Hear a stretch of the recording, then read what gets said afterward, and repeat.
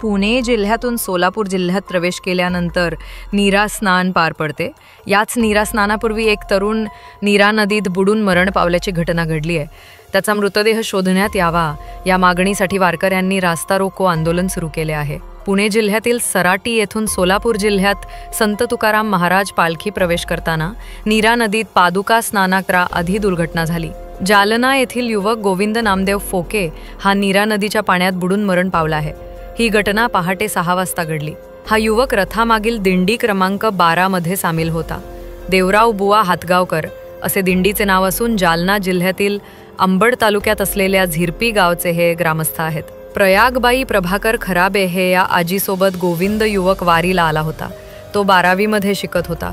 नदीत बुडालेल्या गोविंदचा शोध घेण्यात यावा अशी मागणी वारकऱ्यांनी प्रशासनाकडे केली। वारकऱ्यांनी सराटीच्या पुलावर रास्ता रोको आंदोलन सुरू करण्यात आले।